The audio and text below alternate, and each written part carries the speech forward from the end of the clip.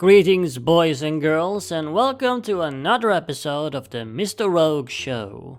It's time yet again for your favorite installment, Forgotten Supervillains. Who doesn't love Forgotten Supervillains? The greatest show on YouTube. So, did you know that there was a villain whose gimmick was being an idiot? Yes, indeed, and his name was the Fool, and he was a recurring Golden Age foe for Alan Scott, the first Green Lantern. He made his first appearance in Green Lantern issue 28, published in 1947. The story in question was titled The Fool Comes to Town, and it was written by John Broome and penciled by Alex Toth. We're introduced to the Fool, a real name never revealed, as a convict in prison. There he sits, blowing bubbles in the prison yard like a child. Apparently he does this kind of thing often, as he has a reputation for being a simple-minded fool. Well, turns out the Fool isn't such a fool after all, as he's actually working on his escape. Later that night, the Fool blows a giant gas bubble, somehow, and uses it to fly out of the prison. He then decides to embrace his foolish reputation and thus becomes the Fool. And what does the Fool do? Well, he commits seemingly completely pointless and harmless crimes, but they are in fact not. Like, for example, his first foolish crime, where he crashed a TV show called Money for Nothing. On this show, contestants came on and brought on completely useless items, and the more useless items they brought onto the show, the bigger prize they won. Yeah, I know, sounds like a pretty weird show. Anyway, one contestant on the show brought on a seemingly worthless, broken old violin that she found in the trash. And then the Fool shows up and steals the violin right before Green Lantern himself, who happened to be hosting this particular episode of the show.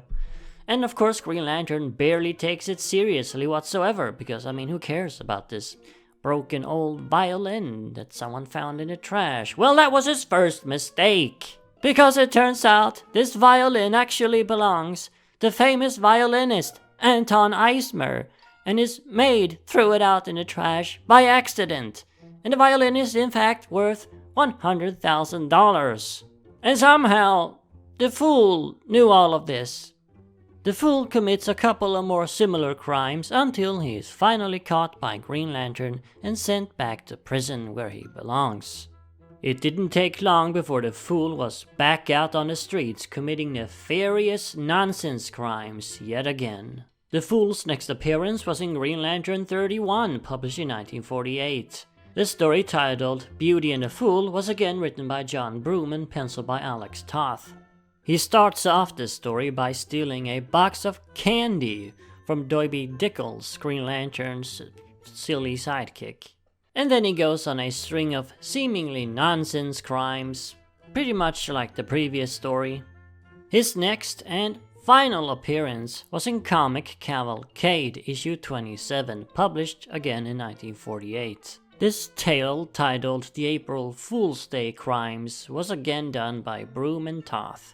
I guess they're the only guys who ever wanted to touch this character. The story is again pretty much the same as the previous ones, except for this time around we have a hat theme. This time, the Fool is stealing hats, seemingly completely worthless hats. But of course, this being the Fool, these hats turn out to be not so worthless after all. Yet again, the Fool was defeated and caught by Alan Scott and sent back to prison. And that's the last we ever saw of him. Kind of a strange history this character has. He made 3 appearances in a very short span of time, and then completely vanished off the face of the earth. What happened there? For a very brief while, he was a recurring Green Lantern villain and a staple member of his rogues gallery. His sudden disappearance is perhaps not so strange after all, though. The guy's gimmick was being an idiot. But of course, he wasn't an idiot. That was the whole point of it. He just appeared to be an idiot. He was actually quite clever. I didn't really talk about this when describing the stories, but in each story he uses various weapons and gadgets that play into his theme. Various seemingly harmless objects that turn out to not be so harmless after all. It's not too dissimilar from characters like the Joker and the Toyman, who uses joke and toy gadgets for their crimes. Still, selling a character whose whole thing is being an idiot is pretty hard. Especially nowadays. I mean, people nowadays would never take such a character seriously. Seems like people were more forgiving back in the 1940s when it came to comic books and what kind of silly shenanigans appeared in them. Me personally though, I kinda like this Fool character actually. He definitely stands out among the Alan Scott Golden Age rogues. And people often complain that Alan Scott barely has any villains. I mean, which ones are there? You got Solomon Grundy, the Icicle, Vandal Savage, Sportsmaster. That's about it, but apparently there are more. They're just completely forgotten about. Because for some reason they stopped appearing after the Golden Age. Well, maybe we should bring them back. Bring back the old Fool. Why not? I mean, obviously he can't quite fit in more serious and dark stories. But you know, not all superhero stories need to be serious and dark. You can make some really good comedy stories with the Fool. Some silly, fun, nonsense romps. It would be pretty funny to see the Fool team up with the Joker. I mean, the modern, crazy, mass-murdering Joker. I can't even imagine how that would play out. So yeah, DC, do it. Bring back the Fool. You got so many characters back from the 40s and 50s that you've completely forgotten about. They're just laying in limbo. Nobody's doing anything with them. Nobody's touched them for over 50 years. Bring them back. Do something with them. Don't just use the same old characters over and over and over again. We're kinda sick of them, most of us are.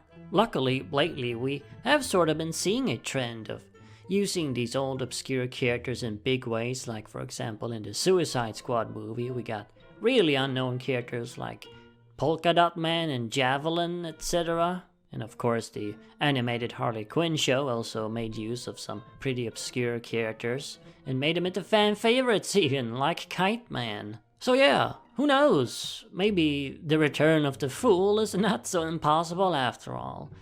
Maybe in 5 years from now I'll be sitting here and reviewing the Fool HBO Max streaming show. Who knows?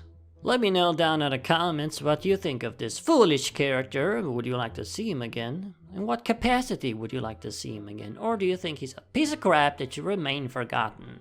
And of course, as always, remember Arkham Asylum awaits you in the next video.